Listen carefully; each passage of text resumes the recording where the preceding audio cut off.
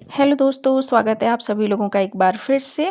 तो गर्मियों की छुट्टी में हम सभी लोग कहीं चले जाते हैं और हम गार्डनर्स को फ़िक्र हर वक़्त अपने पौधों की रहती है। तो मैं भी कुछ टाइम के लिए चली गई थी और मेरे पौधों का हाल देखिए।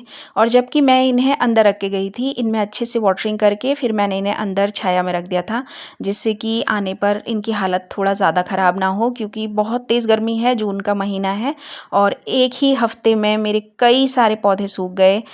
और ये अभी मैंने पौधों की नई सेटिंग की, क्योंकि पुरानी सेटिंग आप लोगों ने देखी ही होगी। यहाँ पर लगे हुए थे पौधे, यहाँ से मैंने इन्हें यहाँ रख दिया और ये अपराजिता के जो पौधे थे और इक्ज़ोरा जो प्लांट था वो पूरी तरह मेरे सूख गए। और टिकोमा का पौधा, जिसमें फ्लावरिंग के लिए मैंने कितनी सारी टेक्निक्स यूज़ की, इसकी फ्लावरिंग का मैं वेट कर रही थी, पर ये पूरा ही सूख चुका है। और सदाबहार, जिसे कि गर्मियों का पौधा कहते हैं, वो भी पूरी तरह सूख चुका है। और सबसे खूबसूरत पौधा था मधुकामिनी, और ये पूरी तरह सूख चुका है। तो अब मैं इनमें वाटरिंग कुछ दिन करती ही रहूँगी, क्या पता कुछ पौधे हरे हो जाएँ। सफ़ेद गुड़हल को पानी की ज़्यादा ज़रूरत थी, तो मैं उसे अंदर भी रख के गई थी अच्छे से वाटरिंग करके, लेकिन स्टिल वो भी सूख गया। और ये धूप वाले पौधे हैं, रामबांस है और ये जितने भी अगेव हैं ये तो सर्वाइव कर गए, गन्ने का पौधा भी सर्वाइव कर गया, लेकिन बाकी सारे पौधों की हालत बहुत ख़राब हो गई। इवन चंपा का पौधा, जो कि गर्मी का ही पौधा माना जाता है, उसकी भी हालत बहुत ख़राब थी, बट वो सर्वाइव तो कर गया। लेकिन अब इनमें मुझे 2 से 3 टाइम एक ही दिन में पानी डालना पड़ेगा। और बहुत ज़्यादा पत्ते और धूल और गंदगी इतनी ज़्यादा हो गई थी कि मुझे पौधों की फिर से नई सेटिंग करनी पड़ी। और ये देखिए, ये है मेरे पौधे। ये गुड़हल का पौधा, जिसमें बहुत खूबसूरत ऑरेंज कलर के गुड़हल खिलते हैं, ये पूरी तरह से मेरा सूख चुका है। और मैंने कई सारे फलों के पौधे भी लगाए हुए थे। ये है जामुन का पौधा, अमरूद के पौधे, और ये है कोलियस। बड़े बड़े कोलियस के पौधे हैं मेरे पास। ये सारे ही सूख चुके हैं, अमरूद के पौधे। और ये सारे पौधे, वैसे तो गर्मियों वाले पौधे हैं, इनमें मैं पानी भी काफ़ी अच्छे से डाल कर गई थी, लेकिन स्टिल ये सूख गए। और टिकोमा के पौधे बहुत बुरी तरीके से जल गए। ये सर्वाइव तो कर गए, पर जल गए हैं, काफ़ी ज़्यादा धूप में बर्न हो गए हैं। तो अब मुझे इनमें खूब सारा पानी डालना है, सो दैट ये फिर से हरे हो सकें। और पौधों की सेटिंग भी मुझे बदलनी पड़ी। और ये देखिए पौधों की हालत। ये है सुदर्शन का पौधा, ये पूरी तरह सूख चुका है। अब मुझे इसे काट कर हटाना होगा और कोई तरीका नहीं है। सुदर्शन का पौधा पूरी तरह सूख चुका है। और एलिफेंट ईयर की हालत भी बहुत ख़राब है। तो सुदर्शन के इस पौधे को, सुदर्शन के मेरे पास 5 पौधे हैं, सुदर्शन के पौधे को और एलिफेंट ईयर के पौधे को मुझे जड़ से काट कर हटाना पड़ा। और इनमें ये रहा डेज़र्ट रोज़, अडेनियम। इनमें मैं वाटरिंग करके अंदर रख के चली गई थी, तो ये तो ठीक रहे। लेकिन ये देखिए हालात पौधों के, क्योंकि क्या होता है ना, प्लास्टिक के गमले हैं ज़्यादातर, तो वज़न कम करने के लिए मैंने प्लास्टिक के गमले काफ़ी ज़्यादा रखे हुए हैं। वैसे तो ये सही रहते हैं, आप इन्हें नीचे रखें या छत पर रखें, लेकिन क्या होता है कि इनमें मिट्टी इतनी तेज़ गर्म हो जाती है कि पौधे को बहुत तेज़ गर्मी लगती है। और अगर आप कंटिन्यू वाटरिंग ना करें, 1 से 2 बार गर्मियों में रोज़ वाटरिंग ना करें, तो मिट्टी इतनी गर्म हो जाती है कि पौधा जलने लगता है। और मेरे बहुत सारे पौधे इस वक्त ख़राब हो गए हैं। अब ये देखिए लेंटाना कितना बड़ा हो चुका था। लेंटाना, इसके कई सारे नए-नए पौधे भी हो चुके थे, लेकिन ये सारा ही सूख चुका है। अब मैं इसमें 3 से 4 दिन पानी और डालती हूँ, हो सकता है ये हरा हो जाए। ये रहा शहतूत का पौधा, जो कि पूरी तरह बर्न हो चुका है, मुझे इसे हटाना ही होगा और कोई तरीका नहीं है। एलिफेंट ईयर की हालत देखिए कितनी ज़्यादा ख़राब है। तो ये जो पौधे हैं ये मेरे ख़राब हो चुके हैं। अब मुझे इनमें नए पौधे लगाने होंगे, इन पौधों को हटाना होगा। तो कल का जो दिन था वो मेरा पूरा इसी में निकल गया। मैं रिपोर्टिंग किसी की भी शूट नहीं कर पाई, क्योंकि मैं कंटिन्यू रिपोर्टिंग कर रही थी, फिर सफाई कर रही थी। और ये बहुत खूबसूरत पत्तियों वाला पौधा, जो आपने मेरे पास कई कई बार देखा होगा मेरी वीडियोज़ में, ये दोनों पौधे मैं वाटरिंग करके अंदर रख के गई थी। अंदर भी ये पौधे पूरी तरह से जल गए। तो अब इसमें से सूखे टहनी और पत्तों को हटा करके मैंने इनमें फिर से मिट्टी डाल करके इनमें वाटरिंग कर दिया। हो सकता है 2 महीने बाद इनमें नई पत्तियां आ जाएं। और ये रहा हमारा सदाबहार अकैथिया, जो कि सर्वाइव कर जाता है। ये हैवीली प्रेग्नेंट था ये वाला, और इसकी मैं कटिंग करके लगा के गई थी, तो इसमें सारे ही नए बेबी प्लांट आ चुके हैं। और ये रहे स्पाइडर प्लांट जिनकी हालत बहुत ख़राब हो चुकी है, तो अब मुझे इन्हें आउटडोर शिफ्ट करना है।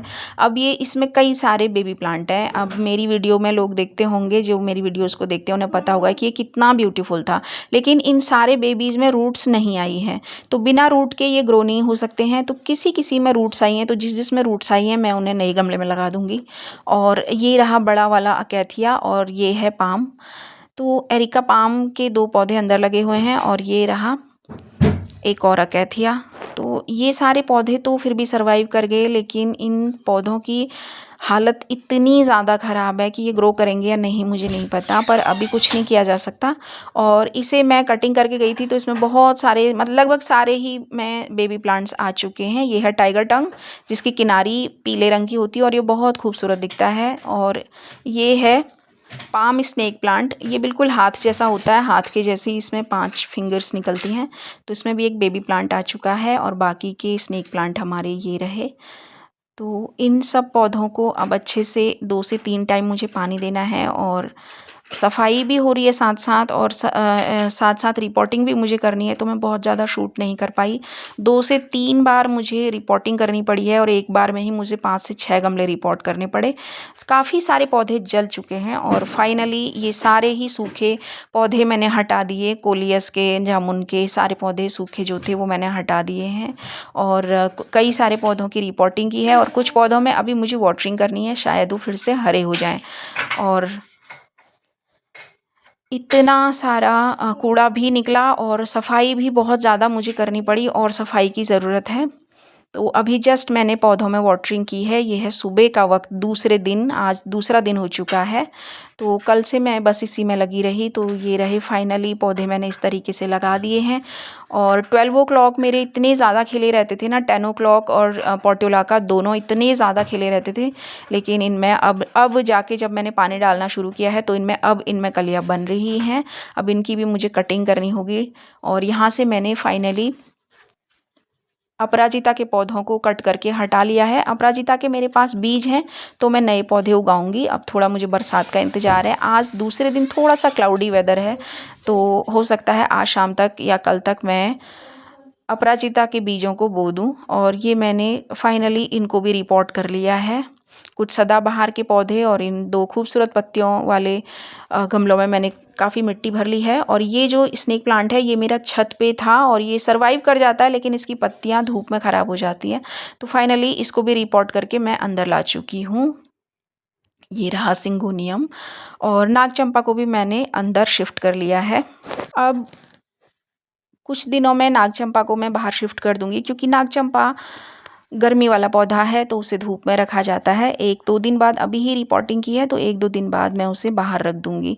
तो इस तरीके से, नए तरीके से फिर मैंने पौधों की लाइनें लगाई और अभी बहुत सारी रिपोर्टिंग अभी भी बाकी है और कई सारे पौधे जो हैं उनको फिर से मुझे रीअरेंज भी करना पड़ेगा और रिपोर्टिंग भी मुझे करनी पड़ेगी।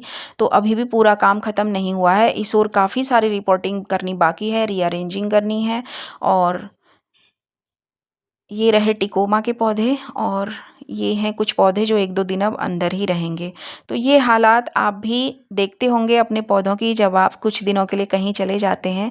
बेसिकली गर्मी की छुट्टी में हम सभी को थोड़ा बाहर जाना पड़ता है, तो और आने के बाद पौधों को हम कितना ही ध्यान से रखें, कुछ पौधे ख़राब हो जाते हैं। मेरे कई सारे अच्छे पौधे जैसे मधुकामिनी ख़राब हो गया, जिसका मुझे बहुत दुख है, लेकिन ठीक है, every and is a new beginning. तो अब मैं कुछ नए पौधे लाऊंगी और फिर से अपने इस मिनी जंगल को फिर से खूबसूरत बनाऊंगी।